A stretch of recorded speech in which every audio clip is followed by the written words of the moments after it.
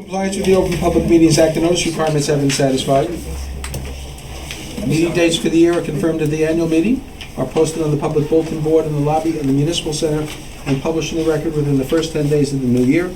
Copies of all revised or additional meeting notices are sent via fax to the Record, Suburbanite, and Northern Valley Press, and are posted on the public bulletin board in the lobby of the Municipal Center. For the record, we're waiting for Councilman Park and Borzolata. I would assume they're both expected. They are expected. Dan told me he would be late. He didn't have a specific time. This is a combined meeting, so for the members of the public that may not be aware of this, we take public comment in the second half of the meeting, which is normally in the big room, but tonight, because the Board of Adjustment has a meeting, we will be staying in here. Oh, finally. This isn't the Okay. revised one. The first item, Wasn't the revised one. first item on the agenda is the Senior Community Service Coordinator job description which was passed down from the Senior Citizens Service Committee, and I know our administrator has done some serious. Your revised one's in the administrator's report. I'm sorry? Oh, okay. And the Senior Service Committee recommendations? On the original link, the first link were the original recommendations as provided. Right, because this was submitted by the committee. By the committee, yes. Right. And then under the update memo are Update. Julie's Page 2. revisions. Oh, okay. Thank you. Okay, Jewel, you want to take the lead on this, please? Well, the one you have at the link under letter A under to be considered, this is the job description that was submitted for, I guess, review by the Senior Services Committee. So this was the initial one, and it was in relatively good shape, but I did make some revisions, and those, as Lizette indicated, are as part of my administrator's memo. The one thing I did want to call to your attention, though, is the job description came with a budget sheet. That is the third page of the document. Yeah. And it's page 6 on your document. Correct. I guess the issue is that although the only thing that has been approved in the 2016 budget is the actual $20 hour per week salary. And so as you can see, now we're looking at additional expenses related to communications, education, and conferences. So this total request at the present time exceeds the amount that's been budgeted. How much did we budget? I'm sorry, Peter. Yeah, well, I was going to ask the Great Minds think Same alike. questions. What did we budget for the The coordinator? 36.4. Okay. It's in the, Well, let's look at it this way. 36.4 was based on 6 months. We're already in the 7th month. It's going to be probably at least another month till somebody's in place. So that will give us a little bit of breathing room as far as the other 6,000 is concerned. My suggestion would be we go ahead and try and find somebody, and we'll see where it goes. the committee wanted to make sure, and especially Jules wanted to make sure that everybody understands that once we approve this, and I don't want anybody to be blinded, is next year we'll have at least double this amount in the budget if we continue to have this administrator on board. And I want to make sure that the council understands that, because it's a continuous employment, and that was I want to say. Once again, that's for the discussion of the new council next year. That certainly would keep the momentum going, but obviously all of our options are, I think we all agreed that we're going to see what kind of benefits we get out of this.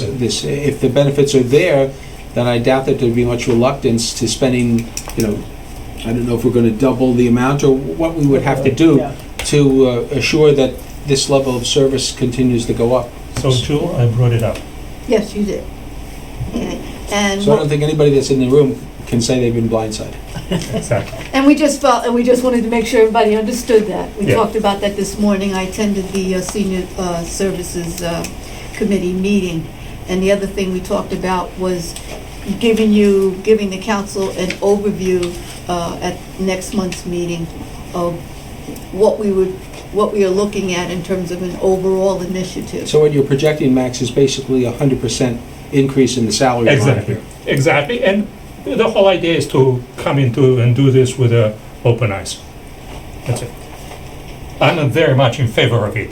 I just want to basically just everybody to know that. You don't want to wait and see how it works first. No, I'm in favor of going it, and if it works out, we should continue that, and that will be the price, so everybody knows. I have a question. Under reporting, does anybody know? It says to be confirmed. Senior Community Service Squad reports to. That's what we're going to talk about in August. Okay. Because we still have to have a structure for the initiative to fit into. Well, but keep in mind, we have a rec director, we have a recreation board, we have a youth center director, we have a youth center board. They work hand in hand with their boards, but all of the employees report to the administrator. I mean, that was my question. Yeah, so I don't think that this is going to be any different. The person that runs the senior center reports to Jewel. That makes sense. She has a board that she also deals with, but you But know, that's a different the boards are division. volunteers. Yeah. And, you know, whenever there's money concerned or something that's owned by the borough, we have to throw it onto the shoulders of the administrator. And we also coordinate the other commissions, HPC and Environmental Commission. All right, so if we go back, I guess the council and everybody's in agreement that we can move forward. Yes. All right, that's the most important. Okay, so I think Jewel is the next step.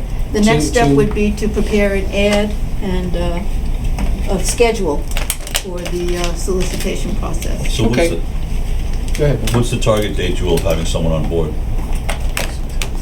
I would say maybe September, Okay.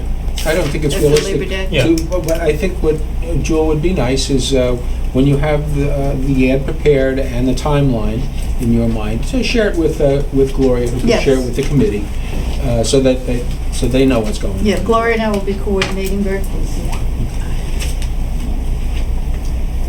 Okay, so that's good, and I think we finally got that one kind of put to bed.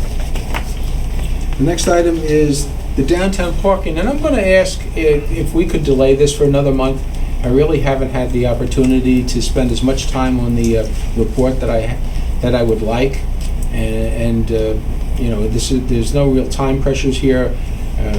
I think at some point in time we may actually decide we want to put a little committee together, but I'm not prepared to do that yet. So if the council will indulge this for one more month. Yeah, and I would suggest also something. When we discuss the downtown parking, I think that at the same time we should probably bring in Chief Chamberlain, because it's a whole combined issue of the seats available and the utilization of the seats, especially if you get the people, the students in high school to provide the report that you wanted to have for the actual utilizations and time. Is that report done there? It is done. It Okay. is done. I got it a week or so ago, and I will be distributing it to the council. Any issue With what? delaying this A thing? month? No, it's July. No problem. Yeah. Half the town's not No, here. it's fine. Thank you. Yeah, exactly right. Chamber events. So we have in front of us, I can turn the page.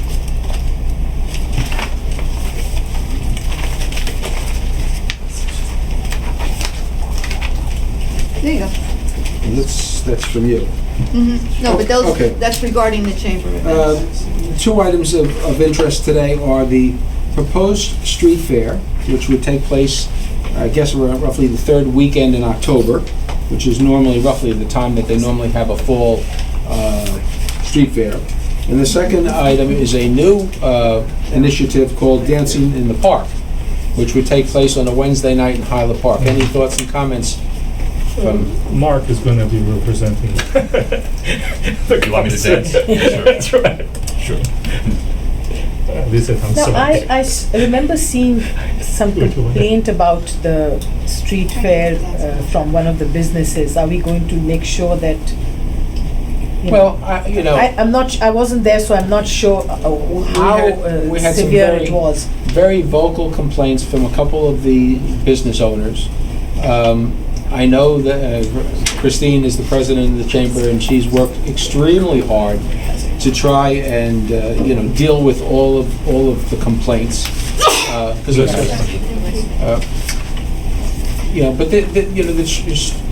Let's put it this way. First of all, the street fair is moved from Washington Street to this other street for two reasons, I believe. One is the traffic situation, but even more important, a number of merchants were just upset about having the street blocked off in front of them. So we moved it to another street, and now we have a couple of other The other merchants. merchants. So the question becomes, cost benefits. What's it cost these merchants? And I think and some of the complaints might have been inflated, but nevertheless, some businesses were impacted. And the benefit to the town, I know the chamber uses this as a fundraiser, and they get a significant amount of money every year. I believe the number is they take in about $6,000, which goes a long way towards their Net 4,000. Okay, goes a long way to keeping them solvent.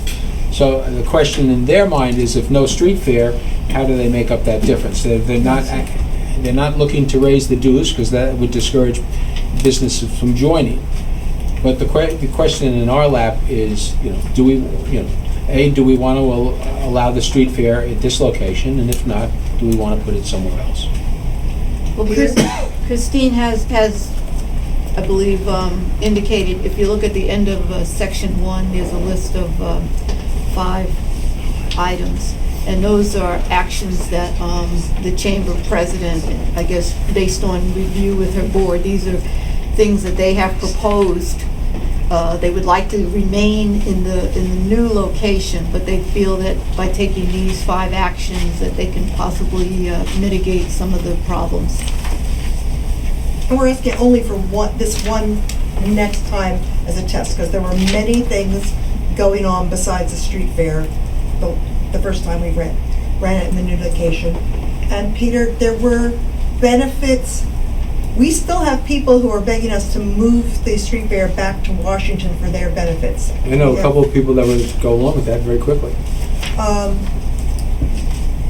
That are on Washington and Railroad.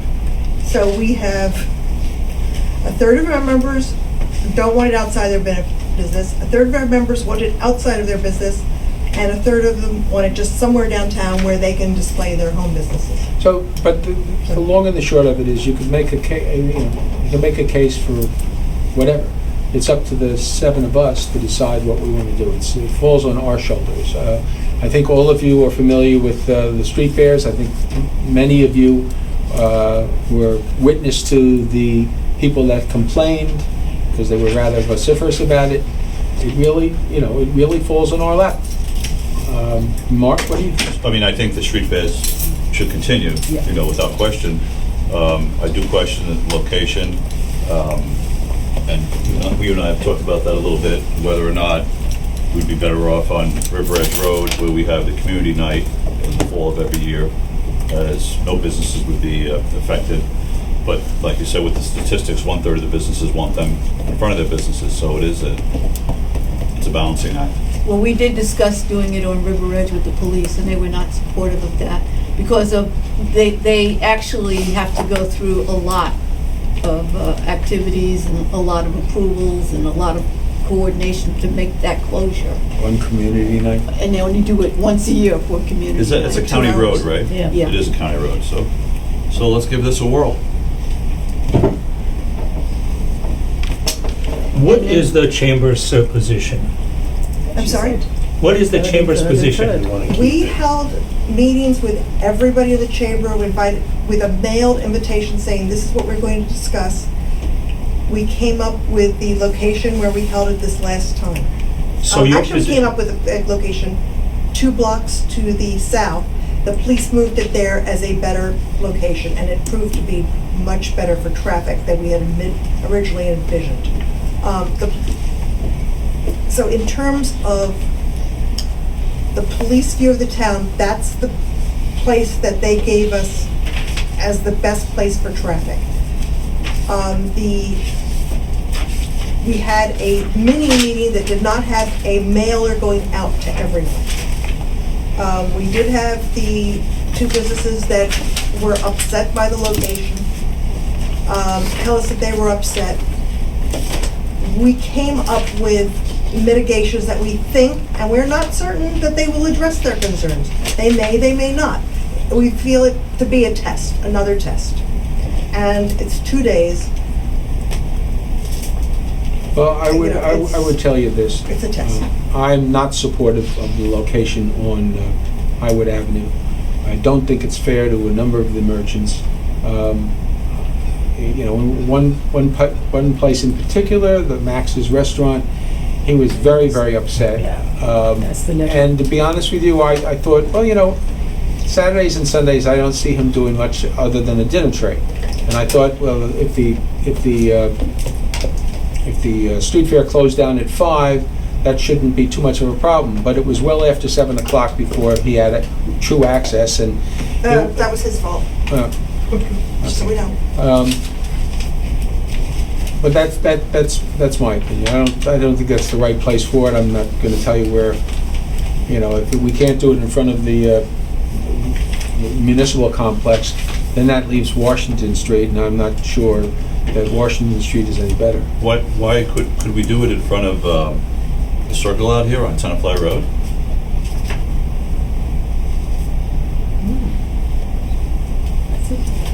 The post office is going to be upset that they have to. The post office does have access from Washington. I know, and they wouldn't mind not having any people. We discussed that location as well. You didn't think it was ideal. Part of the problem with a street fair is how it impacts the traffic through the entire town. If you block off the bottom and make one-way access to Washington, which is what happens if you put it on Tenafly Road, people have to only go in at the top of Washington, come down and go out through Summit Street or, I don't even know the name, by where Acorn Bookstore used to be. Well, That's a really, really hard traffic pattern. Tony? Who benefits from the street fair? Well, the Chamber of Commerce does.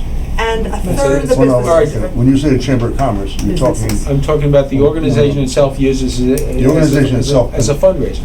but the stores don't. Some store, for as long as I've been around, it's a 50-50 thing with the stores. 50% of the stores, or a number of stores benefit. They put out their old inventory. And a lot of the stores don't benefit.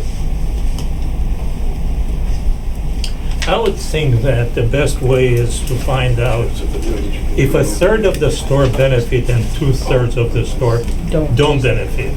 It's a clear majority on the no side. Well, I'm sorry. If that's what it I'm is. sorry, Yeah, Christine. they're members. I'm sorry. Okay. Still don't know. The problem is participation. It's like at any other election where only 20% of the people vote. So you say the we people- don't really know. Well, I have a sense that it's what it is, but when it's time to vote, it's usually very close to it being a tie, and quite often the yays will take it by a vote or two. In fact, I said to the complainants last time, I met with them, and there were 6 of them there, and I said, how many members of the chamber? None of them raised their hands, and I said, well, if you had been members and had voted no, we wouldn't be having this discussion. Well, apparently they're still not members. So, and as Christine said, the vote is always very close, and obviously the A's carry it. Of course, I don't know. What about a parking lot? Or the bed parking lot, maybe? Some That's parking lot where- I don't think that would satisfy them. That's so far away from the. That's We're getting away from the street fair. I mean, if you visit other towns, they have it in the middle of the town. Always. The main street is closed, and everybody's acclimated to it. But the real issue is when you had it on Washington Street, you only had a very small number of stores that bothered to participate.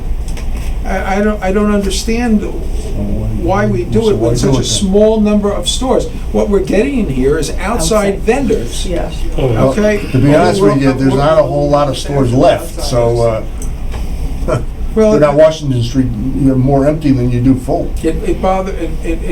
That's absolutely correct, and it bothers me that I believe a lot of the stores that are left do not benefit from this. Then what is So- the Why are cost? we doing it? So I see the street fair, lots of towns, almost all towns do street fairs. I mean, it's a community event, and it's been going on for years, and while the vendors may be from out of town, they keep coming back because people are patronizing the street fair. Whether it's residents or out-of-town whatever it might be, people are using it. Well, So- you're right, the vendors wouldn't come back, and I believe the last street fair was pretty darn successful, but when you say successful, all right, so the chamber made some money, okay, and the vendors made some money. The question is, the majority of the vendors are from out of town, and the question then becomes, well, the traffic that goes through, the people that walk through it and buy, how many of them are from town? Does the town benefit from bringing these outsiders in? Now, some of the businesses, as Christine told me, are happy because new faces show up and see their businesses. So why don't we leave it to the chambers to make the decision on the best? Well, Yeah, we're closing our streets, It's- and believe it's me, the street, it's not the the- owners of the businesses don't complain to the chamber, they complain to I us. understand, but if we know that it's a benefit for the town, and wherever it's gonna be, half of the people will benefit and half of the people will complain, that makes it almost location independent, because you're gonna have half people who complain, half people that are gonna be happy. So, and that type of things, we should allow the chamber to make a decision on where they think they're gonna get the most bang for the buck. Let me ask you, Christine, let me ask you a question. The three businesses that I was most aware of that complained were obviously Max's, Tenafly Gourmet, and the bank. Now, could you briefly tell us how you mitigated those issues as best you could? The bank's complaint was something we had intended to do, and it was a mistake we did not do it. We were leaving access to the U-turn into their parking lot and coming out again. Well, first of all, which bank and what street are you talking about? PNC? Northern Valley, the one Northern that is Valley, on the northwest Highwood and, corner of County and Highwood. That- Okay. Okay.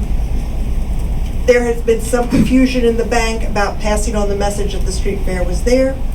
We had intended to leave their parking lot and driveway accessible for their employees in particular to come in at 8:15, and they would be escorted out again at 1 o'clock. We also offered to Max to make that parking lot available with signs that he could tell his clients, you will be able to get in right next to my restaurant into that parking lot at night.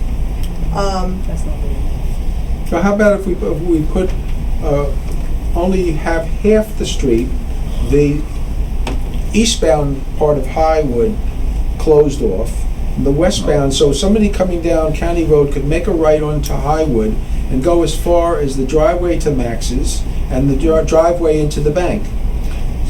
You don't object, why If the not police say- just if the the bank? police say that's Because okay. there's a big parking lot there that Max's people can use. Well, he complained about deliveries to his kitchen. His kitchen is right next I to know that where, parking lot. no, the kitchen is, the access to the kitchen is only through the other parking lot. Here's the problem, Mhm. the stores right now are struggling mercifully in Tenafly. They're closing by the month.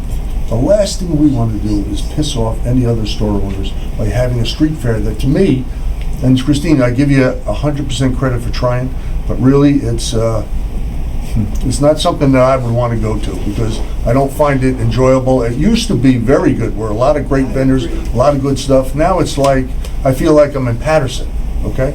And you know what?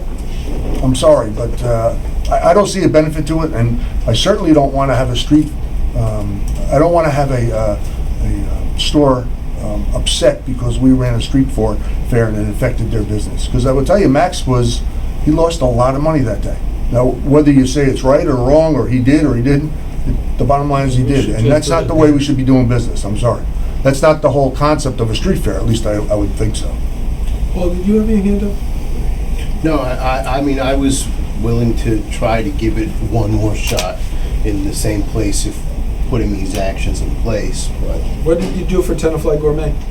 We want to have signs by the bank on County Road saying Tenafly Gourmet Farm and taking them around through Railroad over to the Piermont Avenue where they have the entrance and exit, which with the blinking lights was an extremely fast route through town.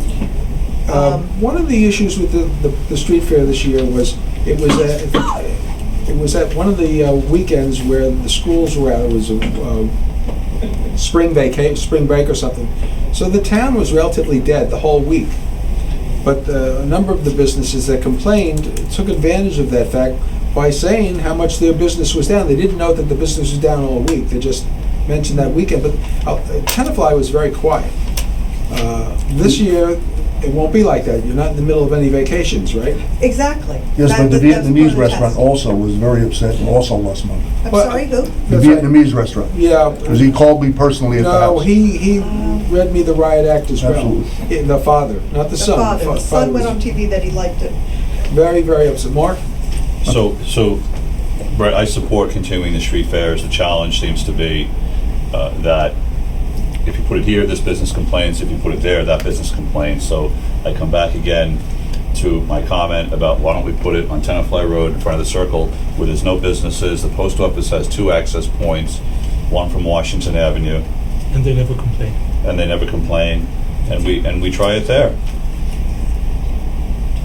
And we have the police department, the chief will address how to reroute the traffic, and then there'll be no businesses complaining. It won't be in front of anyone's store. They'll complain bitterly because you'll cut So- off the traffic on. Right, so we're gonna have complaints no matter what the decision is, Yeah. so we need to So pick We a have one decision. more Behind it. possibility, and I'm sorry, Bill.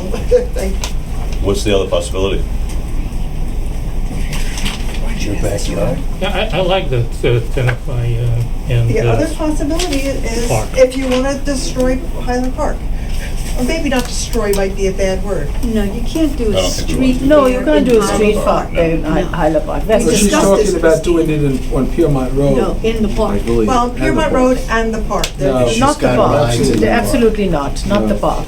Okay, I mean, that I'm was not not even in front of any business. I think It there's- doesn't destroy I think- traffic. I think there's 3 alternatives on the table. Bad enough we let protests on that property. One is no street fair. One is leave it where it was last time and try and work some improvements out. And the third is Mark's suggestion on Tenafly Road. So I'd like to go around, get a sense of what people are thinking. Chama? You know, I think maybe this is just me thinking, but I think street fair, in my mind, is in front of businesses, where the business district is. I mean, I think Washington Railroad are the natural place for it, but if it's not that, Mark, your space, there's no businesses there. No. So I don't know, it'll be just like another, that isn't, Well, I kind of agree. I applaud Mark for Sorry, coming up with a Mark. place that really is inoffensive to any businesses, but it does, I think it does kill the kind of kill the purpose and purpose the of the whole. street fair. Max, how do you feel? The truth is that I think that we should give it one more chance, because you learn and you fix the problems. If it doesn't work, I don't know, we're gonna have Well, to make we're a final. we're only gonna do it one more time and we'll see Exactly. if it's better. If not, then we just have to kill the Cancel it. concept. Paul, how do you feel? Yeah, I would go along with that, because if it's not worth it if we're gonna hide it. Mark? Well, I definitely want to do it again, yes. Tony? No. Okay, well, we're not gonna have the council Christmas party at Max's. I'll tell you that right now. We should, And please to don't forget make to have. the business To back. support him. We well, should Support him by having it there. All right, Yeah. one other suggestion I have. Absolutely. No, I don't know if you'll like this one. There are many things I don't like. Got to go around and hand deliver to the people affected notice and get them to sign a receipt that they got the notice. Because I know how thorough you are, but I got tired of listening to people say, we never got notice. I don't care if it's the janitor Who signs the that notice? signs it. At least get a signature for each location so that you got proof that you've given notice. okay, because. I got that for the dance. Yes, And there I will was be something happy else I do would that, like to Peter. say. I think that you also have an obligation to go and talk to each one of the businesses, to tell them what are you gonna do for them. To improve it. Personally, talk to them and say, this is what we're gonna do for you. And they like it or not, at least you made your point before it goes out and say, they did not do anything for me, they just destroyed the business. There's only about a dozen businesses that are really impacted by the location. I talk to every single I know you business do. on Just get a Washington signature. Railroad. I will be happy to. The second item on the agenda is, I think, a little The easier. dancing, it's The dancing in the Mark's, park. Mark, are you leading it? Absolutely. Martha and I Vandell is expect dancing you in to the all be street. there with Yeah. your spouses. yeah. Well, we'll give this a try, and we'll Yeah. see, Well, this is a one-time. This is a one-off anyway. Well, if people love it, and we get a lot of people coming to Tenafly to dance, then go out to dinner set, we might ask for another one later, but this is in celebration of the donation of the well, speakers. this So is, that's what this is July 27th, Next year. and we meet, August, 15th? Correct. So if this one goes over big, we can do another one the end of August, okay? Or whatever, in September. Whatever. Let's get through this one first and see if anybody comes up. You know, if nobody comes up, we don't even have to have a Can Mark discussion. take lessons? Okay. Yes, there are people there, We'll see if it new shows. owners, excuse me, the people who are renting Wamrat, Thomas. Okay, all right, thank are you, giving Christine. lessons. Motion to adjourn. All right, next is the Senior Citizens Service Committee recommendations. Okay, If I may address it. yeah, as you a may liaison. address it, because you're the liaison. Yeah, so basically what we have over here, there was an exchange of emails and letters between the Senior Citizens Committee and Jewel, trying to make sure that what the policies for the vans are in line with what the view of the administration is of what a senior van should be. This is a And- different email. Oh, this is that? Yeah. That was the one that was addressed to me specifically about the van policies. This is Okay. something that's more general. All right. Actually, one second. Sure. When we go into the public meeting section, we'll have public comment. Don't we have some extra chairs to get for them? You know, there's some, there were some chairs out there. We're fine. Okay, we're fine. Where they are. All right, so this is the other one. I'm sorry, Matt. No, it's okay. My bad. It was a different letter anyhow. So the issues over here were presented in advance, and some of them have already been addressed and kind of taken care of. The staffing of the senior center, we're already addressing it. Today, there were more questions about, are we going to have permanent staffing Well, or we're so? going to deal with that in closed session. Exactly, and we said, we're dealing that, we cannot openly discuss that right now. The purchase of the senior van, it's basically, it's a little bit more complex. There were exchange of letters. The use of the van is right now pretty much close to what the final, but it's a question then making sure that people understand that once we buy the van, which we will hopefully gonna have it bought by the end of the year, we will need additional support to have people drive the van and coordinate the van pickup and stuff like that. It was a very good presentation made by Gloria. She went to the workforce and basically they believe that that can be done with almost, is it 2 years or 3 years, Gloria? Actually, it's a 4-year program. 4-year You can have program that people we up to can get. 4 years. And we'll proceed to this one. The point of this is that we would like to, from the point of view of the CNC, to start proceeding with the van, get some quotes to understand the difference between the 14 and 16 people van, and then make a decision to purchase so we have something by the end of the year. The hiring and activation of senior outreach, we already discussed it. And the assessment of the future needs is something that it's ongoing. the point of the committee is to make this town a friendly senior town, and Well, there is a little bit of a, always when something new happens, people start to think, wow, this is going to be affecting me or so. So when Mark and I talk about a community center, the senior citizen people want to make sure that, oh, that's not going to affect me, and if you're going to do that and put it, I don't know where, somewhere in Patterson is where, make sure that you don't touch my senior center and anything like that. And we explained to them that that would not happen. There were some comments about because a new senior center might be built or so.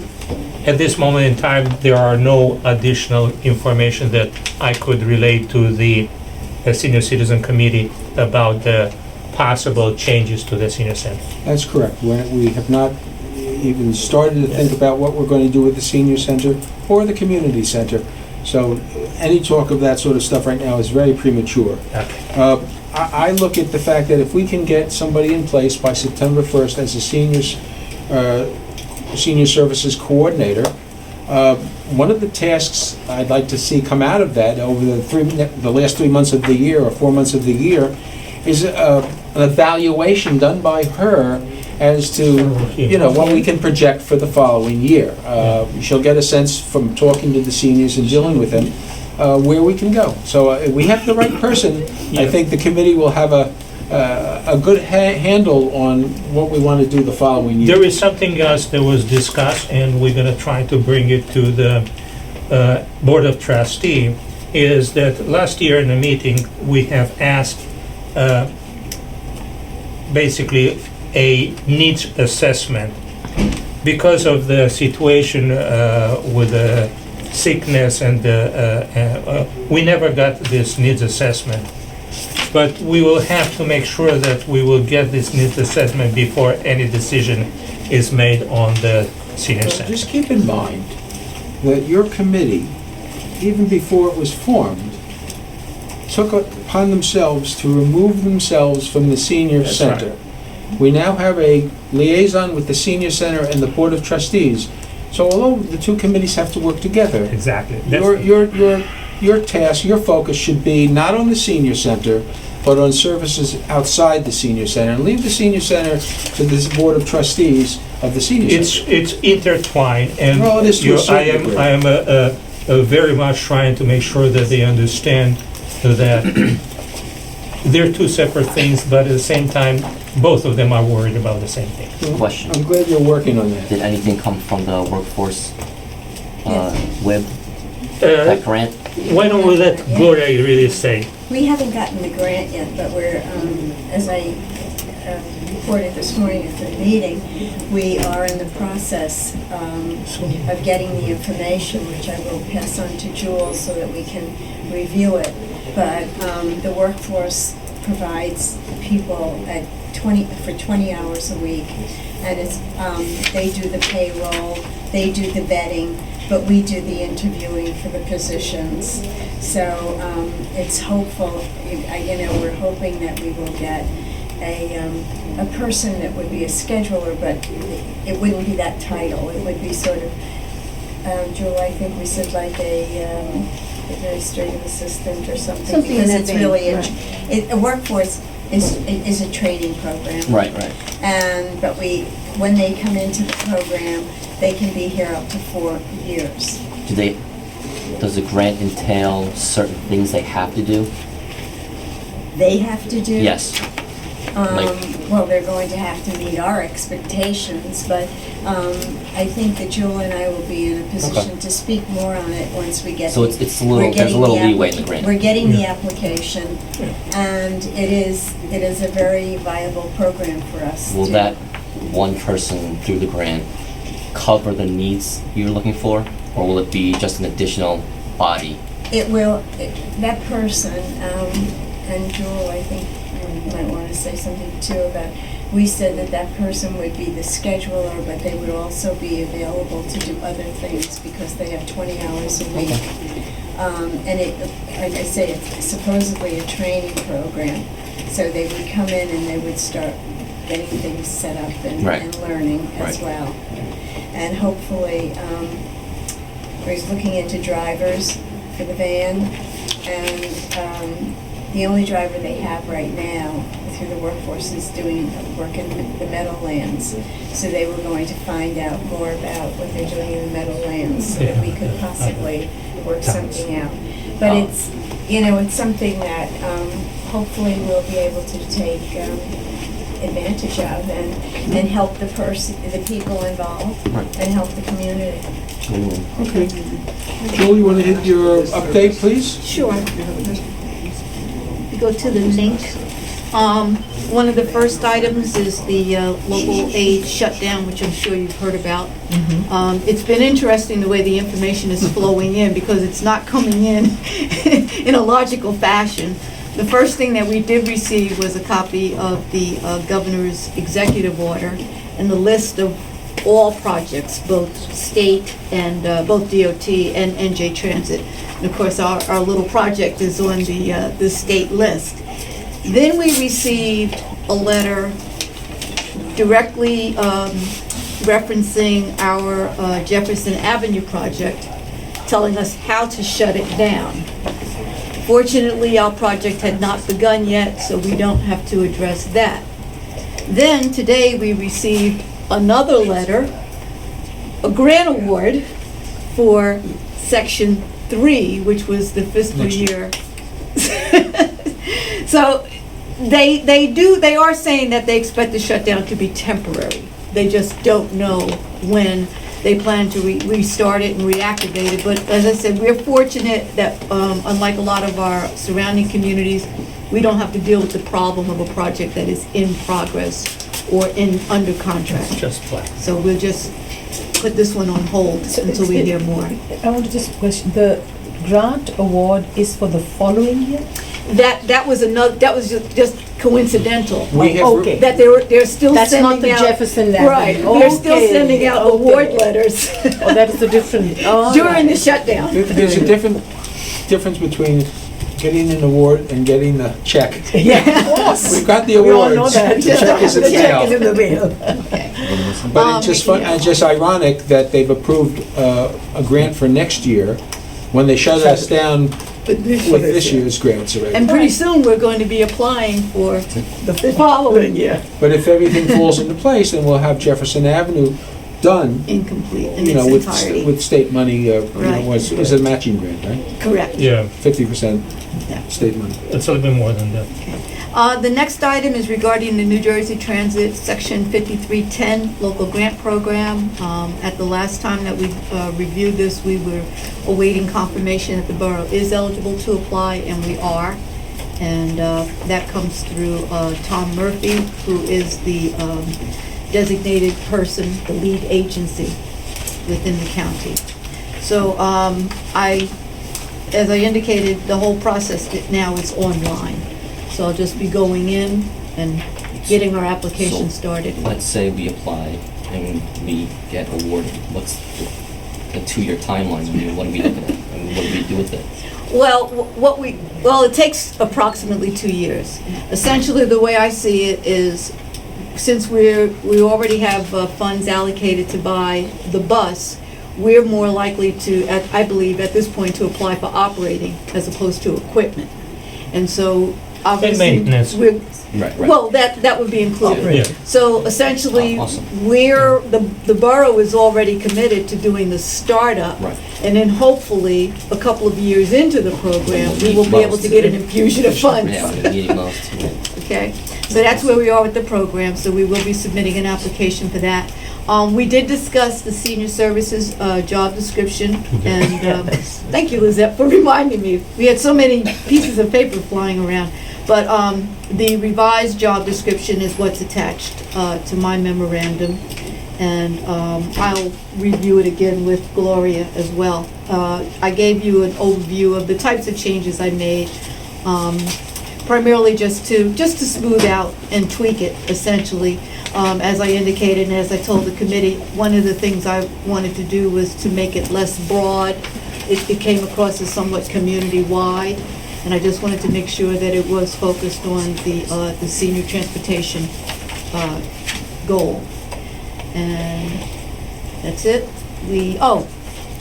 Susan, is she over there?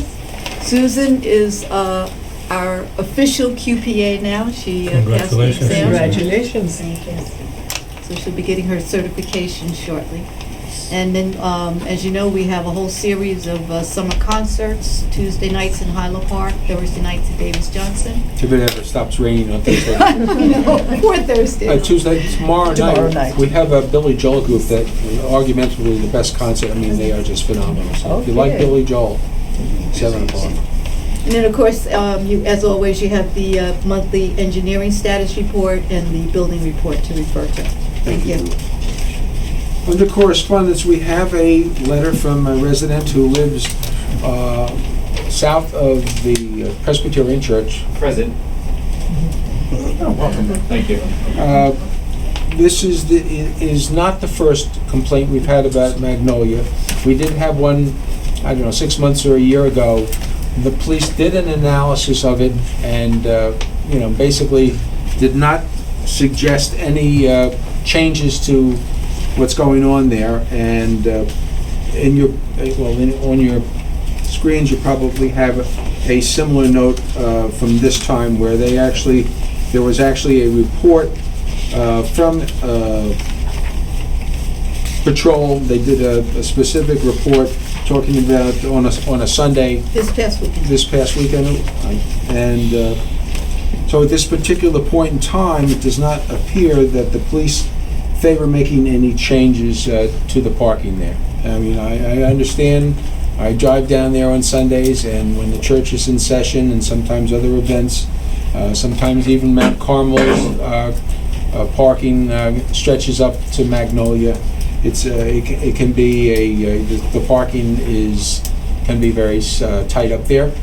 Obviously, if people are parking in your driveway, and I know that happens to me, I'm up by the JCC, you always have the option of calling the police. Nobody should be overhanging your driveway with their bumper.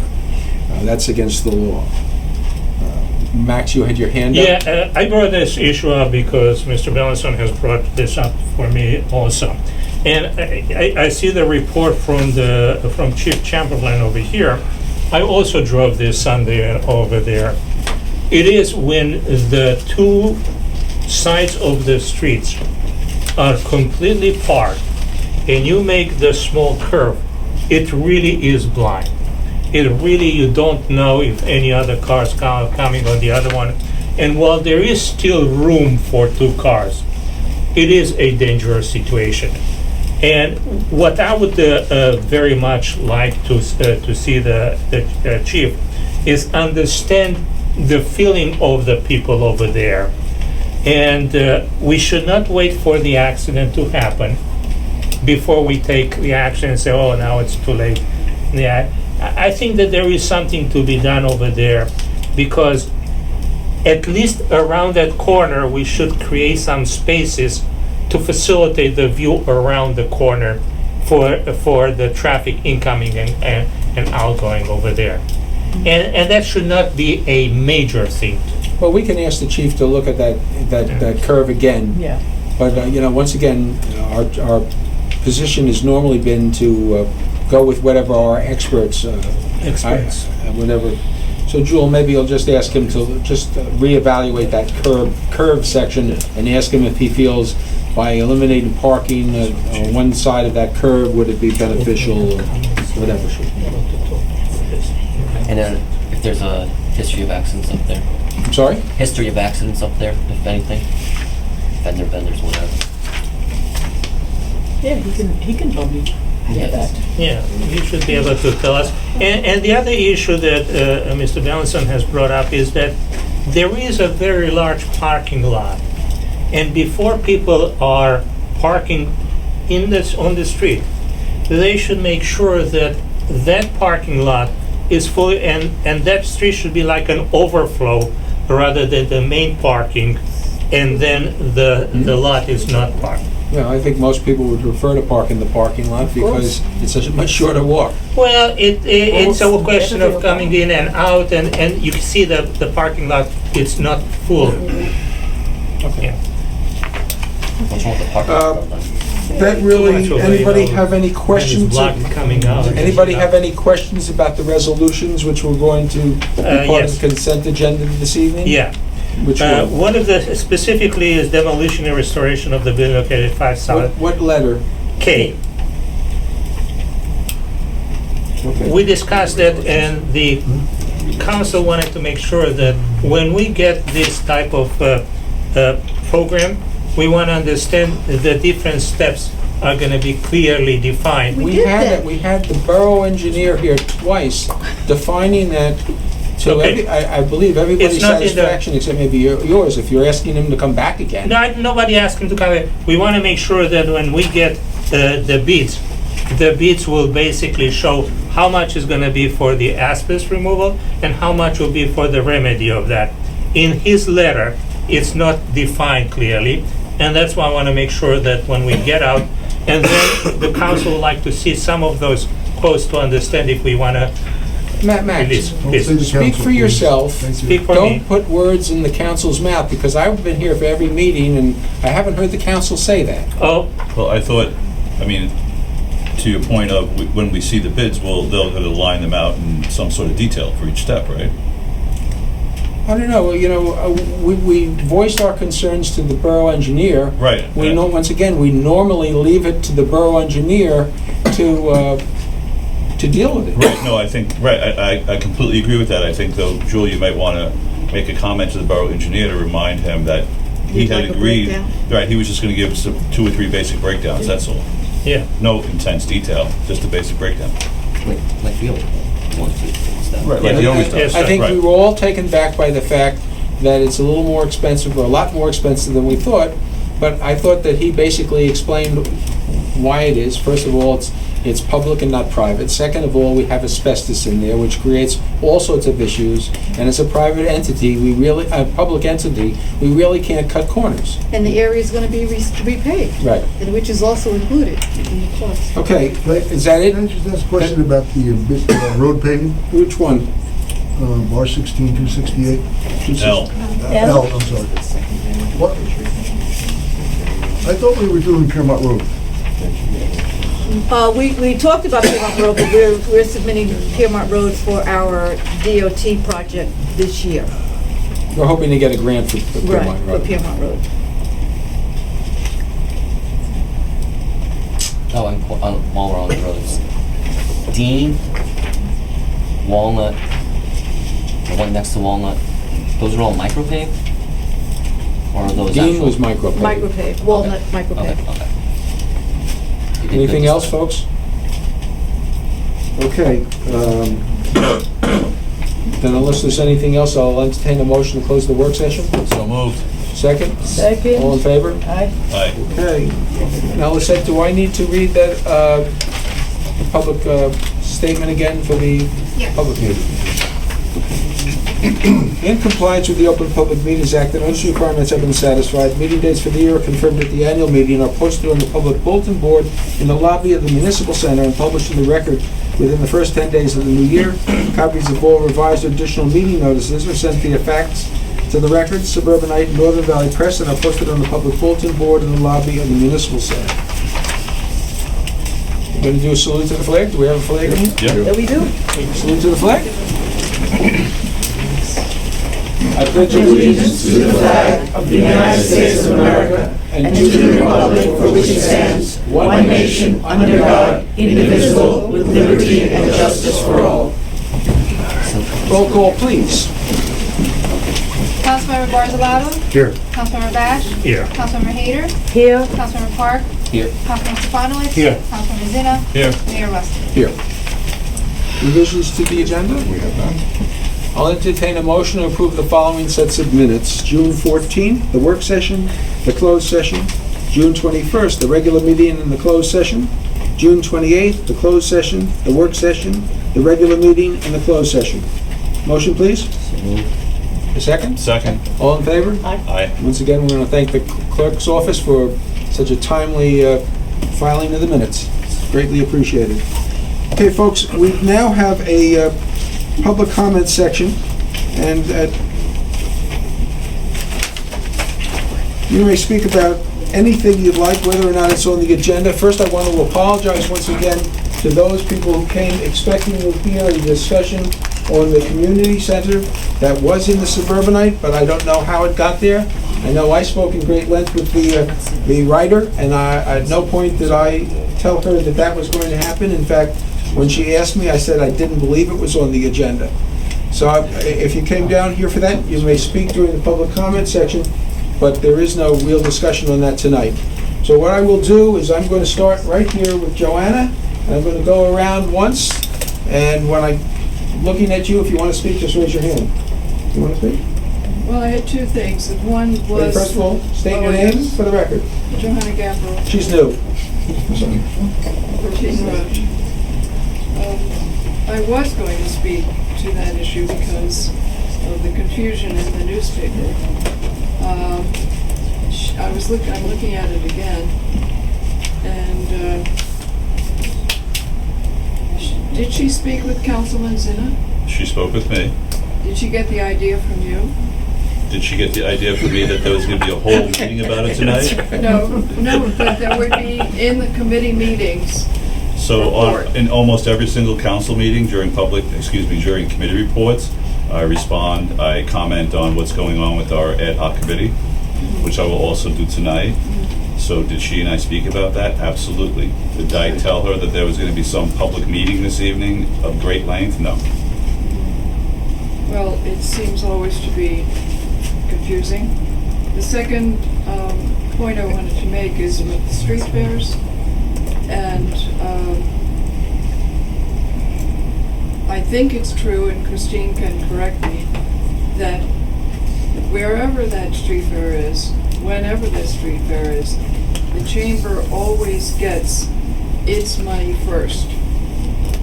No matter how much money is made by the vendors, the chamber gets the first cut. Is that true? Yeah. Well, in order to be a vendor, you have to pay for your space. Yes. That's where they get Pay their, the chamber. that's where they get their money. So the chamber makes money no matter whether it's That's success correct. or not, Nobody's or where denying it's it. located. And I agree with Tony that because businesses are hurting. And if I know of several businesses that lose a ton of money that day, why should that be in this kind of economy? That half of the businesses lose so much money. You know, if the purpose of it is to have people come and look at the businesses and say, oh, I'm going to come back, and it doesn't happen, and they lose money. I mean, maybe the idea of a street fair is gone past its time. Thank you.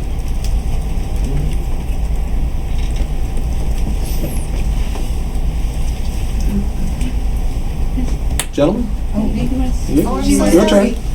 I live on, Just state your name and you give us the street. my name is Ilona Warchowski. I live on Highwood Avenue, very close to the Presbyterian Church. I was kind of hoping that some of my more articulate neighbors would speak first. But despite what the police have come up with, I can tell you it is extremely unpleasant every Sunday. If we don't get up early in the morning and move our cars, we cannot get out of our driveway. On Highwood?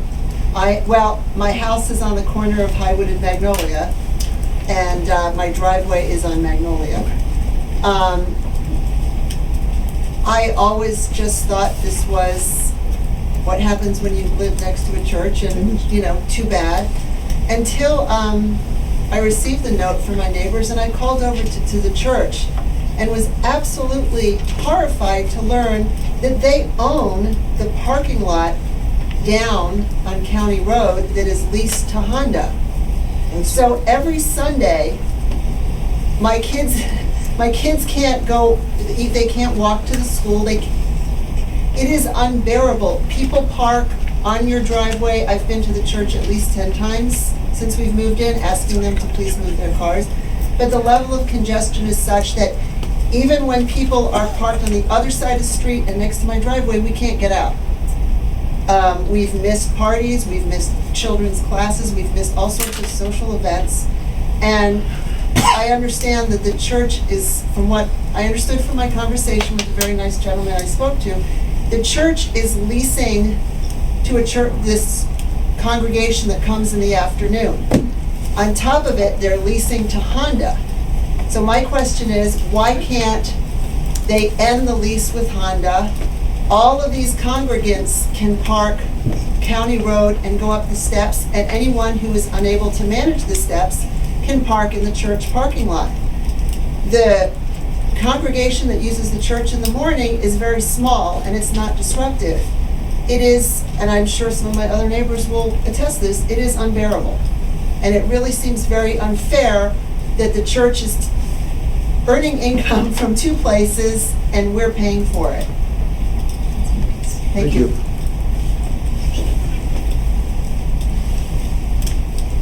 Yes. My name is Charles Cobb, and I'm the councilman at large in Inglewood, and I'm here today with the council president, Wayne Hamer. And we had read the article on June 28th, I believe, about the community center. So we were just here just to hear, based on that. Mark, what is your? So we wanted to hear the approach and all that, because we've also have, a lot of conversation, or have had a lot of conversation around it. So unfortunately, we're not going to talk about it tonight. Inglewood's going to build one? That's I great. didn't say that. Mayor Oh, Huddle, well, that's all you're here. Mayor Huddle said you'd spy on us? No, we wanted to see, it seemed like a pretty interesting article. We kind of had some plans, some dialogue. Well done. And we've gone through that as well. So, we're just trying to do our homework and always be prepared to deliver the best service we can for our We're thinking of building a community center down at 40 Bennett Road. What do you think? Come on, I'm going to leave that one alone. Well, we're sorry that you made the trip in error, but, if you want to leave your card here, I would be happy to inform you when the, when the committee's presentation is scheduled. Councilman Zina is going to personally invite you. Sounds good. Okay. Yes, sir. Hi, I'm Ira Bellinson, the author of the email to you. Thank you, Mayor, for calling me back and putting this on tonight's agenda. There are several of my neighbors here who have decided to come out, and we've all discovered we have similar concerns about what's going on Magnolia. I think we all feel it's a very untenable situation. I live down by the curve, and I experience every weekend what Max was saying about the dangerous blind curve. I appreciate what Chief Chamberlain said. There was a squad car parked on the northern end of Magnolia yesterday about 10 a.m. and it looked like any other quiet street in town. And that was definitely in the quiet time between the original, I think the historic congregation from that church and the at least secondary and I know tertiary congregations that show up at around 2 o'clock, 4 o'clock, 6 o'clock. So a squad car was sitting there, and I concur. You probably saw a very quiet street with no unusual activity. I didn't see any squad cars around the rest of the day yesterday. I was home all day. So it's really a matter of time when you're there, when you observe. The situation is dangerous. Yeah, he talked about both morning and afternoon. I believe they were there in the afternoon as well. But Okay. Sunday, They gave exact car counts. Yeah. let me just check over there. Go ahead, I'm sorry, sir. No, echoing my other neighbor's comment about I have children. I know the children across the street from me. Not that my children play in the street and play ball in the street. I don't think many kids do these days. But having them walk around or just travel through the neighborhood is a concern. There's cars darting around corners, rushing in to make service, rushing out to leave the service. The situation with the driveways, I echo. I'm on record with the police several times about cars in the driveway. There's absolutely no place for guests to park. You can't arrange to have company over on a Sunday afternoon. The attendance at the secondary and tertiary congregations is enormous. The parking goes all the way up Laurel. It spills onto Highwood. Well, I think most of us at this table have lived in town long enough. I mean, I've attended events there, not necessarily services, but events that fill the church, and I know that you have to park sometimes 2 blocks away. this town, unfortunately, between the churches and the schools, all neighborhood, and in another era, people walk to church and they walk to school. Today, most people do neither. And if you live near one of the elementary schools during drop-off or pickup time, it's a nightmare. And the church is the same way. And But the church has options that it's not utilizing, and it's coming at I think, a material detriment to the public good and the property values. I'd be ashamed to show my house on a Sunday. I'm going to sit there for months. No one's going to buy there. It's a serious concern. It wasn't like that 10 years ago when I purchased. And I observed the church before I purchased the house, and it was, there was a small congregation Sunday morning, and that was it. Now it's weekend nights. They never use the Magnolia Avenue parking lot. I'm not aware of what the zoning requirements are of required spaces per pews, or if there is such a requirement, or there is none. Or if the Magnolia Avenue Historical District has any concerns about this. I can't change the color of my door without their permission, but now my street looks like Fifth Avenue. It's, I'm afraid to say it, I don't think that Chief Chamberlain is seeing the safety hazard, and I don't know if the council is hearing the complaints. Well, we're hearing the complaints, sir. We are. And we're going to ask the chief to review a couple of these things that we've heard tonight. More than that. Anybody else care to speak? Maria Namikos. I concur with my neighbors. I've been at this address for more than 13 years. I'm very concerned about the safety issue for children. And we don't really need to have an accident before we really take into account problems that can arise. We are not concerned with the usage of the church per se, but as they mentioned, the usage, the rental as a secondary and tertiary issue. Why should we be subject to that? And we should think there should be many options that we evaluate. For instance, sides of streets that could be parked, other sides that cannot be used for parking. That situation is not only on Sundays, we're dealing with Saturday evenings, with many events throughout. So it's a real serious concern. Do we have to wait till we have an accident to be taken seriously? That's my question. Yes. Anne Marie Reardon, 78 Magnolia. I would echo some of these comments, and just I would emphasize that if you're driving up and down Magnolia, as the police chief has done, you see a crowded street, but it is navigable. But what he doesn't see, hasn't experienced, I suppose, is trying to get out of one's driveway. Which if you can have people who are legally parked, but right up to the edge of your driveway. And many of our driveways are very narrow because they're old homes. And then the opposite side of the street is parked, cars are parked bumper to bumper. So getting out, it takes a long time to do it, and the visibility is very bad. And because the street is parked on both sides, it doesn't prohibit people from zooming up and down the street. So trying to get out of your driveway is a fairly nerve-wracking experience. The other point I would make is that for years now I've noticed that the congregants will park all the way up to the corner of the highway. And I was under the impression that there is supposed to be, the traffic laws are such that you leave a gap of so many feet, I forget now how many feet, but so many feet from the corner to the first parking spot. So when many times, the parking is all the way to the corner, getting into the street and getting out of the street is dangerous because you cannot see the cross-street traffic situation. We need to find out if there's enough of a setback on that, especially in the highway corner. And they need to do it in the afternoon. The last report is 11:30, so they need to go later in the day. So, thank you. My name is Ann Kelly.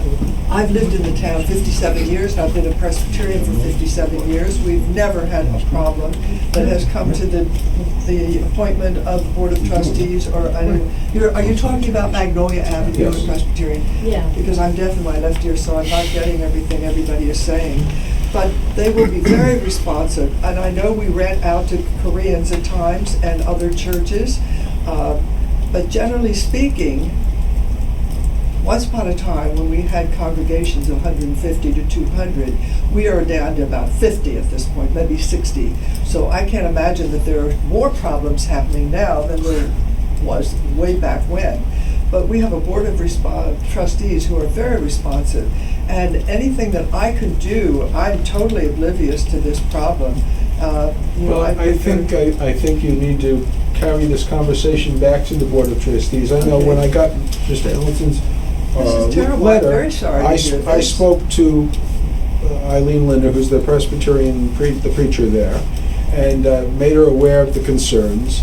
And I think you ought to take it back to the Board of Trustees. But what you said, it really is not in contradiction to what we heard. The size of the Presbyterian congregation is such that it really doesn't create that much of an issue in the morning. But it's the size of the crowds later in the day. That I guess are larger. But in all fairness, there's a reason why the church is rented out. There's a reason why the parking lot is rented out, because without this income, the churches wouldn't be viable. They wouldn't survive. They open about And when you're on the corner of Magnolia and Highwood, you've also got the Church of Atonement. On a Sunday, I see the cars parked for a couple of blocks. I mean, but I don't know that they have too much going on the rest of the week. Yeah. So take this back to the Board of Directors. Well, I'm going to speak to Eileen again also, because she needs to be made aware of how the neighborhood is. Well, what you might want to do is send a letter, address it to the church. I wouldn't get too arrogant or nasty, not that you've been here, but lay it out for them in a congenial way and say, look, we're not looking to put you out of business. We just want to, we're concerned about our quality of life. You might get a better response from them. The police are looking specifically at safety standards, and I don't know. We're going to ask them to review that again. I think one of the things we need to have them look at is the ability of people to get in and out of their driveways. I don't know if that was measured before or not. Our summer schedule is 10 o'clock in the morning, and we're out by 10 minutes of 11, 5 minutes of 11. In the wintertime, the schedule's 10:30 until 11:30. So if you're talking about those hours, is that what you're talking about? No. What hours are you talking about? In the afternoon. In the afternoon. Well, then it has to do with the congregation that rents from us. Yes. So Exactly. you're not perhaps aware of that. So Peter, why don't we is start looking at an the ordinance problem. that there's no parking in the afternoon on Magnolia? Very simple. We're On allowed- one side. No parking, period. On one side, you know. Well, On one that side. would affect them On too. one side. However, but that's, just do it. Once again, Listen, this is, You- and they're Tony, probably not, Tony, listen, you none of them are residents. you- They're probably all out-of-towners coming, right? Right. You know that, and I know They that. are, out of town. God I only don't knows know where the where hell they're coming I from. don't know where they're from, Oh, but we have the same issue with the street fair. And I said no to that too. You cannot have the people on Magnolia prisoner of the house. They cannot get guests anymore where they can park. That's a situation that has to be remedied. Well, There is no question. Once again, we'll ask the police to look at it.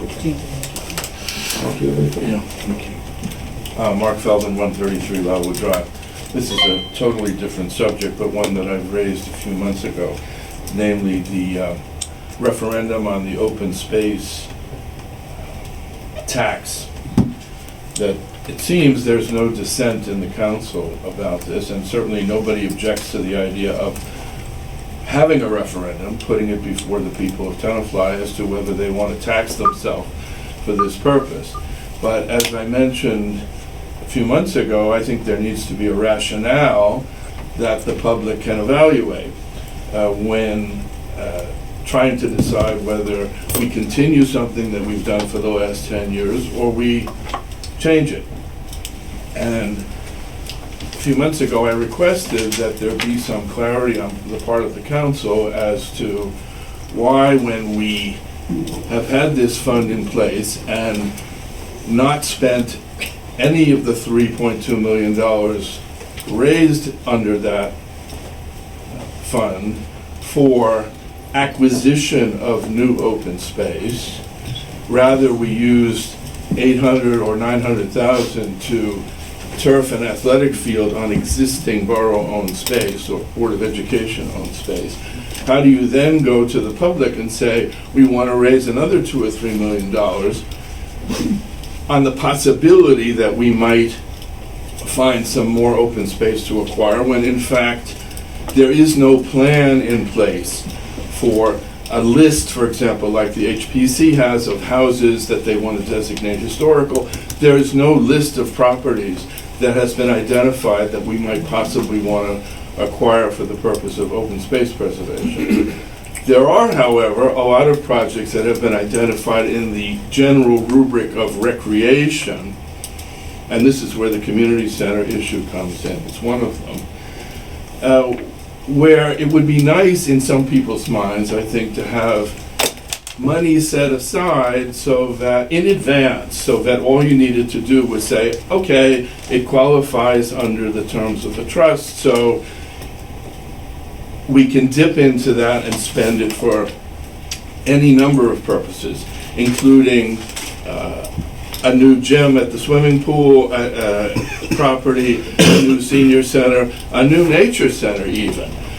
So it concerns me that we're creating what I consider to be a special purpose, advance funded pile of money without adequate justification for why we're treating this category of expenditure different from all the other items in the budget that we fund yearly and don't raise the money for until after the specific project has been agreed and approved and accepted by the public. I did some research, and it may not be 100% accurate, but the concept is, it turns out that only 1/3 of the municipalities in Bergen County even have an open space trust fund altogether. Bergen County has one, and we all get taxed for that, about $100,000 a year in the case of Tenafly, although in the past it's been as much as $400,000. They seem to vary the amount from year to year. But 46 of the 70 towns in Bergen County have no open space trust fund at all. And they include a number of upscale high-income towns like Glen Rock, Hohokus, Franklin Lakes, Englewood Cliffs. So it's not as if it's just the more affluent communities who feel that they can add this tax, but many communities have decided that this is not necessary. And why? It's not that they don't care about open space or don't want to invest in recreational enhancements, but because when you are an affluent community with a high credit rating, you can always borrow for whatever you decide you want for your citizens. And that's what we normally do when we're funding other projects in this town. To make a special exception and say we need to tax in advance and have the money sitting there in case we decide to buy something is illogical in my mind and unnecessary, because we have a AA- credit rating, and whatever Tenafly says it wants, it can go out and borrow for. And by raising the money in advance, you're penalizing current taxpayers. Because by definition, when you buy a piece of land, that's a capital acquisition that is going to last indefinitely and benefit the community for at least 10, 20 years. Why would you want to penalize your current taxpayers and say, I'm going to take money out of your pocket now, even though it's a small amount of money each year, so it can sit in a bank account earning nothing, on the chance that I might want to spend it on something beneficial to you? When, as I say, anytime we decide we want something, we can go out and borrow it. And when you borrow it, you're spreading the cost to the taxpayer out over 10, 15, 20 years, because that's the way loans work. You only pay them back gradually over time. Whereas this is the opposite of that. You're telling your citizens, because we might have this potential need, we're going to take money from you now and have it sitting there. And there's proof, obviously, we've got $2 million or so sitting there right now. Yet you're you're going to the public and saying, we want to raise another 3 million, and maybe that'll sit there for years. That to me is illogical and unnecessary and a mistake. And I would also point out that of the 24 towns in Bergen County that do have municipal open space taxes, 8 of them charge a rate which is half of what you're proposing. In other words, half of a tax point as opposed to 1 full tax point. And those include rich towns like Alpine, Ridgewood, Montvale, Allendale. So the question arises, why are we doing this to ourselves? It doesn't make sense. And that's not, I'm certainly not against open space, or I'm not against enhancement of athletic properties that we already have for parks or any other purpose. But let's not remove this from the normal course of government decision-making and taxation. And I think, yes, you should put this on the ballot, but the debate that's going to take place is going to be about some of the points that I made. Why do you need to impose an additional tax on people who are already heavily taxed? Thank you. I'm Manny Normicos, I live 73 Magnolia Avenue. So I want to say that I agree with my neighbors in parking issue. And what I would like to emphasize is that during the time that we have the parking problem, the street becomes 1 lane, 2-way street. And maybe people, they feel that we can stop. But please consider when the winter comes and we might have a black ice, it could be a head-on collision because the people will not be able to stop. So checking the possibility of what problems we have today, it might not reflect what might happen during the winter. Thank you. And may I ask, what are the hours that you're talking about, from what to what? Usually is like we said, in the afternoon. Afternoon starting like 12 Yes, o'clock? when there is a light in the afternoon, and that was the most dangerous time, because if it's night, you can see the lights of another car, so you know if somebody's coming. But if there are no lights, then you cannot tell if another car is What are coming. the hours? Give me It's an estimate. And 6, 7 o'clock. We'll go up to 8 o'clock at night. Yeah. Yes, I'm sure correct. that you can get a sense of when the church is being rented. Check that out. Yeah, I'm afraid of an accident. Okay, above everything. Thank you. Anybody else care to speak? Rick Winfield, 74 Magnolia, your neighbor. We moved here from Riverdale section of Bronx. And before we came in 1973, I came every day and I also spent a full Sunday. I came here because parking in New York is not ideal, and parking in Tenafly is not ideal. But when I came here, there was a set of ordinances on the books for zoning. And a church has to have so many parking spaces if you have a mission house, a school, and so many parking spaces for how many pew seats you have.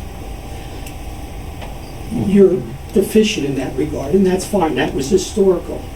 But in 1999, I wrote a letter to the town administrator saying, how do you rent out parking spaces to DNC when you don't have adequate number of parking spaces to begin with?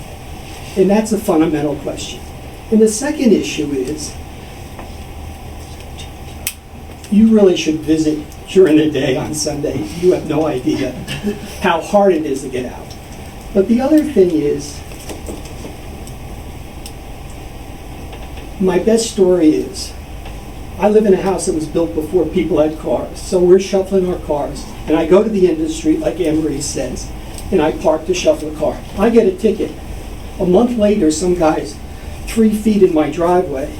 So we call the police, and the guy comes and he goes, what do you want us to do about it? And I'm going, are you kidding me? Like, person get a ticket. I got a ticket. He should get a ticket. So, and the third issue is, I moved next to a church. That facility's being rented to workshops for plumbers and electricians someday. You see all plumbers, trucks, etc. And I have no problem with them having workshops or training, but that should be held at the Clinton Inn, which is the tax-paying entity, not in a church. I didn't move next to a convention center. I moved next to a church. So that's my feeling on this. And really, the church, if the police are going to do a census of cars, they should do it through the whole 12 hours a day for the whole week and get a good sense of it, and during the fall. Okay, we're going to close public comment. I'll entertain a motion to approve the consent agenda. So moved. A second? Second. Please call the roll. Councilmember Brazilato. Yes. Councilmember Bash. Yes. Councilmember Hader. Yes. Councilmember Park. Yes. Councilmember Stefano. Yes. Councilmember Zinn. Yes. Okay, Lisette, will you read the ordinances for the public hearing? Sure. The following ordinances published herewith were first read by title only on June 28, 2016, and posted on the bulletin board of the lobby of the municipal center. Ordinance number 16-10, an ordinance to amend Chapter 7 of the revised general ordinances of the Borough of Tenafly entitled Traffic.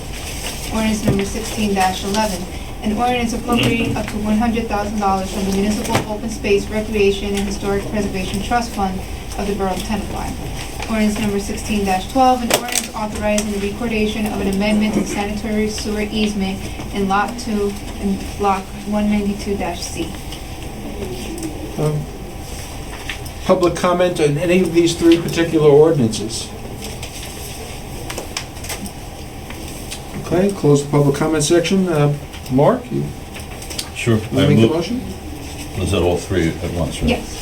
I move to pass and adopt on second and final reading ordinances 16-10, 16-11, and 16-12, and that notice of same shall be furnished according to law. Second, please. Second. Any discussion at the table? Please call the roll. Councilmember Brazilato. Yes. Councilmember Bash. Yes. Councilmember Hader. Yes. Councilmember Park. Yes. Councilmember Stefano. Yes. Councilmember Zinn. Yes. Thank you. Okay, and for the record, the first ordinance, which is an amendment to the parking regulations on Engle Street, is a good example of, we did have some complaints. The police did acknowledge that there were some changes that made sense, and those changes were made. So it's not that we don't listen to people. We'll follow through on the complaints about Magnolia. Committee reports. Dan, you have anything? Nope. Mark? Yes, one thing, ad hoc committee for the community center on Tuesday, July 19th, 10 a.m. We're going to make a visit to Leonia's Recreation Center to see what they have down there and add that to our list of facilities we reviewed. We have sent an email out to everyone on our email list, so hopefully as many people as can will join us there. Tony, you have anything? Shaman? No. I'm missing my Board of Adjustment meeting tonight, Mayor. They'll get over it, and so will you. Max, you already reported. I on the already senior reported committee. at length. Paul, you have anything? The HPC met on Thursday, the 7th. First, Tim Adrians, who is a contractor, came by to do a brief presentation on the repair work he is doing to the railroad station, which is it's nice to see what actually, the steps that they take in historic preservation, because a lot of us appreciate preservation, but we don't get to see so much the technical side of it. And then the HPC voted to, they had a hearing, and the homeowners from 20 Forest Road, which is the former Everett Harvey Dunn house, showed up, and they are going to try to landmark the house. Great. A lot of people think it's already landmarked because it has a blue sign. Turns out that's only a Bergen County sign. They never were formally landmarked on the local, so they're going to go for that. Is there a difference? They're going to paint it a different color before they landmark it? Yeah, I guess Or it's going to be that color for the rust pepper and the toasty? green. Yeah, it's been that way for a while. But the difference is now they're going for local designation, which Good. means that their zoning will be reclassified from standard to a historic preservation. The county doesn't have any such zoning privilege. It's just a recognition. Mark, I want you to be able to get back to your car tonight safely, so you have another report? Yes, I was gently reminded about the chamber report I failed to give, and that the chamber has donated coloring pencils and drawings of historic buildings in downtown Tenafly, which are here to the campers at the Reckies camp this summer, and the posters are going to be displayed in the different chamber businesses through August around town. And the second, the donation for the sound system for Hyla Park is complete, and the dancing in the Hyla Park on Wednesday, July 27th is going to celebrate that issue. So hopefully everyone will attend. We use that sound system for the visual for the victims of it, Orlando. It came in very nice. Good. Okay, any old business?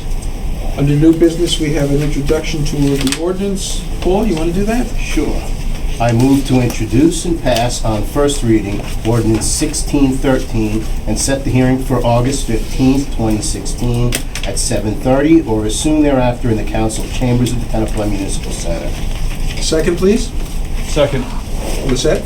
Ordinance number 16-13, an ordinance amending Chapter 2, Sections 2-47.19 and 2-47.23 of the revised general ordinances of the Borough of Tenafly, establishing the eligibility and allowable duties for members of the Junior Firefighters Auxiliary. Councilmember Barzalato? Yes. Councilmember Bash? Yes. Councilmember Hayter? Yes. Councilmember Park? Yes. Councilmember Stefanowitz? Yes. Councilmember Zeta? Yes. Tony, you want to give us a 2-minute synopsis of what's going on there? The junior firefighter program, which was established 7 years ago, has become a huge success for Tenafly. We've actually just had 2 members join the fire department that were members of the junior program. At what age did they join? 16. They So can now- become actual firemen? No, 18. You have to become actual firemen. So having them start early is just another avenue to get them interested into the firefighting career, both volunteer and professional. So it's a win-win for us. Okay. The statute allows minors as young as 14 to participate in the auxiliary program. But between 14 and 16, there are limitations on what they can and can't do. But Right. so this change allows, before we just had age 16, so this change allows participation at 14 through 18, and the 14 through 16 have the restrictions that the statute imposes on their participation. Okay. Under mayor's remarks, New business? new business. Sorry. 2 things, actually. Do we issue permits for use of Hyla Park? We do issue permits for the use of Highland Park, but Highland Park is a public space, and people have the right, last time I checked the Constitution, to assemble there, as long as they're not assembling with the purpose of riot. We do ask people that if they're going to be a large group, that they let us know in advance. But if somebody wants to get up and protest or wants to, we've had people have press conferences there or in public space, the Constitution provides protection for that. Yeah. We checked with the police on that. The main reason that there are some instances in which we have the events, and that's because they will be utilizing municipal resources. But if a group is just assembling to communicate, to speak to one another, if they're not utilizing our resources, there's really no basis. We encourage groups to notify us so that And we they can did. deal with traffic issues, or, if there's going to be a large group, we certainly want to make sure that there's no issues one way or the other. Obviously there was a group that assembled last night. It was short notice. But it was short notice, but they did notify the police department. did. The police were prepared and there were no issues. It was a very reasonable demonstration, I guess. And that's because a lot of times it's in response to events that Yeah, on can't- short notice. Absolutely. The last time, I actually had guests stay with me this weekend, and it's been a while since they've been through Tenafly. They've been here many years ago. And their first comment to me was when they went through downtown Tenafly, because they stayed at the Clinton Inn, and they visited the CVS, and they were walking through town, as they said, they have never seen a downtown more deplorable than Tenafly. and they said, you know, we thought Tenafly was a rich town. Well, they said, it's only rich on the east side. The west side where I live, we're not that rich. I said, well, he said, the CVS there is deplorable. The stores, I mean, you know, you go down from South Summit west, you only have 2 stores that are open. I mean, it's a sad commentary when you have somebody visiting from another state and comes here and sees the conditions of our downtown and actually makes a comment about it. And it's very disheartening, I have to say. You know, and we're putting a lot of effort into want to do a community center and do other things. You know, we really should start, and yeah, we did have the bid, which was a total disaster, but we have to start looking at ways to make our downtown a Ridgewood. Because how does Ridgewood do it? And we can't do it. Well, I think I'm sorry. You can say whatever you want, but I'm just. I think that's unrealistic. No, it's not unrealistic, Peter, because you weren't here many years ago when Tenafly was a viable. Gloria, right? Probably people came I from grew up all in over. Teaneck, Okay? and the same issues, you will go down Cedar Lane and you don't recognize Cedar Lane the way it was 30 or 40 years ago either. There are some towns that have, through a series of circumstances, I don't want to say luck, geography, whatever it is, structure, Ridgewood is very fortunate, Westwood is doing well, Englewood is a great downtown, but people will complain about what's going on in Englewood too. They have just as many vacant stores in Englewood as they do in Tenafly. You pick a block between South Summit and Tenafly Road, that strip is a nightmare. But we have a landlord there that just doesn't care. Just doesn't care. If you walk Washington Avenue from South Summit up to West Railroad, I don't think it's all that bad. Now the CVS store, you know, I fought like tooth and nails to get them to put mirrors in the windows because I thought the store from the outside looked horrible. They finally did that. Inside, we should be happy that they're still there. When they built Cresskill, I was concerned that they were going to leave, but they're still doing okay in Tenafly. Hey, we finally got Stop and Shop improved. I never thought that was going to happen in my lifetime. So there are certain things that are positive. I hate like heck to lose the pet store, to lose the bookstore, but these, for the most part, are situations that are well out of our control. You're right, we did have a business improvement district. It did not do what we wanted it to do. It's unfortunate, but we fought like tooth and nails to get that business improvement district in here, so it wasn't like we're sitting on our hands. Any suggestions that you have or your friend from out of state has, I'd be happy to listen to. And so would Christine. Nobody works harder from the Chamber of Commerce perspective. It's a very, very difficult thing. And, you know, we're going to be coming up, there's a number of people that have shown an interest in developing in downtown Tenafly. And if those things come forward, they're going to come before this body and the planning board, and hopefully they'll be met with enthusiasm and encouragement rather than discouragement. You talk about Ridgewood. The one problem everybody talks about in Ridgewood is parking. And yet, when their body wants to build a parking garage, everybody comes out of the woodwork and says, too big, too this, too that. Okay? Yeah. So, I mean, I even look at like Biddy's, which is a restaurant up in Northville. They just moved to Englewood, actually, and they're doing a fantastic business there because they wanted to go to an area where they felt that a lot of people come. And the 2 restaurants on the other side of the theater have been changing hands left and right 20 different times. The good news is somebody else keeps coming. I wish they would have kept the jazz club there. That was the place. We should try and see what we can do, and if you have an idea. Well, if you remember, if you remember, the high school kids that came in and gave a presentation last year about the downtown, they had a list of about 6 or 8 national chains. Say, why can't we get them here? And they spent a lot of time and energy reaching out to these people, only to find out that for whatever reason, Tenafly did not meet the requirements, just like Starbucks. They're doing well in Englewood. Love to have a Starbucks here. They've looked at 3 or 4 locations that I'm aware of, and none of them met their standards. You know, we lost Friendlies. Then not our fault. They pulled out of the region. Who knows what's going to go on? Yeah, we lost the other one with Charlie Brown. We lost a lot. Peter? Yes. We talked about this about a year ago, and, you know, to Tony's point, is, we should bring our planner in, we want to be serious about this, and have a conversation about what serious redevelopment, would mean in downtown Tenafly, and what we would have to do in order to affect that, and whether we would have the stomach to do it. Well, But that's, this body, not all the people that are here, spent $28,000 on a consultant, including the planner, an engineering firm, to come in and make some ideas of how we could improve the downtown. They came in, made a presentation. Changes that they suggested were going to be very expensive, but could have been spread out over time. 3 years. But when the numbers were announced, within 5 minutes, I would compare it to a knee-jerk reaction. The council said, "Oh, we don't have that kind of money," and that $28,000 went right down the toilet. but that was 90% of that was for traffic issues, not for redevelopment But of you're not going to buildings. get redevelopment unless you have a reasonable traffic pattern.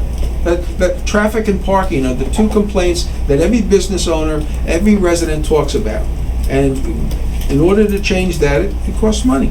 I think that we have a bigger problem. I think we have a problem with the landlords and the rental and the value, and that would require a real courageous move from us, which is going to be something that we need to discuss. That is my point, that a lot of the problems are because the landlords are really not, I don't know how they can support Exactly. the empty stores, but clearly they seem to be able to manage it. We would have to, I guess, look at legal remedies Exactly. somehow or the other, whatever they may be. I mean, I'm not the expert on that, but perhaps there is some legal stuff that can be done to make it imperative for them to have rented space, or, I mean, I don't know. But we really do have to look at They're paying it. their taxes. Right. They don't get reduction, force right? them to. The taxes are still No. regardless. Can they be Well, taxed one more of the- for empty spaces? One of the things No? Like that a- I would like to do Like a, is pass like an a fine? ordinance that creates, I don't want to use the word penalties or fines, but on vacant commercial properties. Yeah, there should be. We talked about that, I didn't get any encouragement from this table, but No, after I would 6 be months or a totally year, if encouraging a it. store is vacant, you start charging them. I Give agree them a with little that. incentive, and in the meantime, we balance our budget. Yeah. But with the number of vacancies we I think have. that we can even take more Mayor, courageous let's stuff. put that back on the We table know for the discussion. triangle over there, that it's a disaster. Bob's Golf? And we need- Well, we have a gentleman bought the Triangle and the auto body shop, and is going to be coming in hopefully shortly with some plans that could really be a real good jumpstart to this community. That would I'm be hoping. great. We're hoping against hope. So, there are people that are interested in our community, and when they come forward, I know the planning board often gets criticized for approving things, but unless you approve them, they don't get built. Just one last item also. There are certain houses in Tenafly that are just downright deplorable. One being the house next door to the parking lot at on the Clinton Inn. You have the house that we had the fire on, corner of Jefferson and River Edge, has been burned out for over a year now. At what point do we say, somebody's got to step up, and we can't let this continue like this? This is Tenafly. This is not Patterson and Newark. Condemning. You have something against Patterson? Absolutely. Yeah, well, Mayor condemning Torres, I want to talk to you. Please. Yeah, I He's probably in think so. jail soon, don't worry. Okay, I'd like to move on. Okay, I have another thing about the new business. Quick and very efficient. I went over the weekend up on again on the nature center. I think we have to do something about the Pfister Pond. And I would think that even if we have to spend $40,000 or to get the weed racking and stuff like that, we should do it, because that at least a temporary 3, 4, 5 years is going to clean up that pond. You know what, Dan, you're the liaison We with need the to do Nature something Center. about it. Would you ask them to come in at our next meeting and give us a sense of where they are in Pfister's Pond?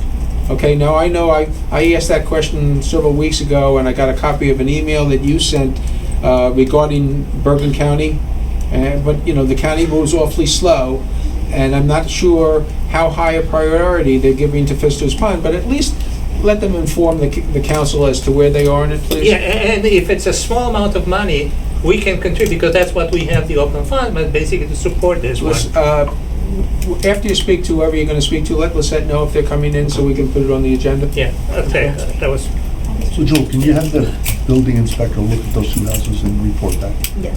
Well, there's a lot of legal entanglements there, and I know the Clinton Inn has been very interested. I've had a number of suitors come in and try to meet with the owner. Is just very, very difficult to deal with. But the taxes are being paid, they're not behind. And in fact, I meant to say something because somebody's parking their cars there. One of the dealerships is parking the cars again. We know we summoned them once before for that. Maybe if you remind Bob Burns to look at that and make sure there's no used cars being parked there. Okay, under the mayor's remarks, I just want to basically respond to comments that were made about the open space fund during public comment. I don't like when things are said that aren't completely accurate. First of all, we have spent money to purchase open space on the top of the hill on the other side of the nature center. That was our biggest acquisition. We got criticized for that, just as we got criticized for spending money to help partner with the Board of Ed in redoing Geisinger Field, and before that, the walking track, which is probably the most used recreation facility in the town. When we originally designed the open space tax, we threw in recreation because we felt without recreation being in there, it didn't have a great chance of passing, and we wanted the open space trust fund to be established. I disagree. Yes, we could always bond for things if we wanted to, but the last time I checked, when you bond for things, you have to pay interest, and you pay it out over 20 years. So the people that are paying the tax in year 1 and year 2 aren't necessarily going to be here in year 20 when that bond is paid off anyway. Very similar to the fact that people that are paying into the open space and recreation trust fund today might not be here in 5 or 10 years, just like seniors who don't have kids in the school are still paying for schools. Their kids went to school 20 and 30 years ago. You know, our taxes are for the general community, for the good of the community, and that's the way it works and always will work. And no matter how we want to spend the open space money, whether it's next week or next year or 5 years from today, before any money is spent, we have a public hearing. So if the public decides that we don't want to do it, then it's up to the members of this board, and we usually are pretty interested in what the public has to say. We go the way they want us to go. So I believe accumulating this money serves us well. If we have an opportunity to buy something because of the nature of our town, it's usually going to be very expensive. And having the money on hand is a lot easier and cheaper than trying to bond for it, which can sometimes take 6 months before we get that done. I'm not sure So I understand. I feel very comfortable in supporting the open space fund with historic and recreation involved. It covers a lot of things, but the end result is this table decides how that money is going to be spent. And before we decide it, the public has an ample opportunity to tell us how they feel about it. So I'm hoping that it will pass in November, because it's a tool. And we looked at 53 Knickerbocker, which it probably didn't make sense for us to buy, because what we were going to do with it and what would it cost us to keep. But at least if we have the money on hand, that's we can go ahead and do things. And I don't know how we can make a list of, we could make a wish list, but it doesn't really make any sense. You never know what's going to become available. I appreciate what Cresskill has done over time. They have bought properties that are adjacent to parks that made sense. I know one resident on Walnut Drive wanted to sell his house to us, but he wanted an agreement where he could live there for a while, and it was like a dog leg. It really didn't make any sense to add to Walnut Park in that manner. But I think this money will come in very handy. I don't feel the least bit guilty. I know it. There are people that don't want their taxes to go up, but it's a relatively inexpensive tax. So I hope that we can present it in a manner that we can sell it. So We have a closed session tonight, so unless somebody has anything else to add, I'll ask our borough attorney to read the closed session notice. Sure. Resolved that compliance with NJSA 10:4-12, the mayor and council of Tenafly will be held in closed session to discuss the following matters. First two are personnel matters, one involving Remember me playing finance ball in department front of their employee, house. and the second, the senior center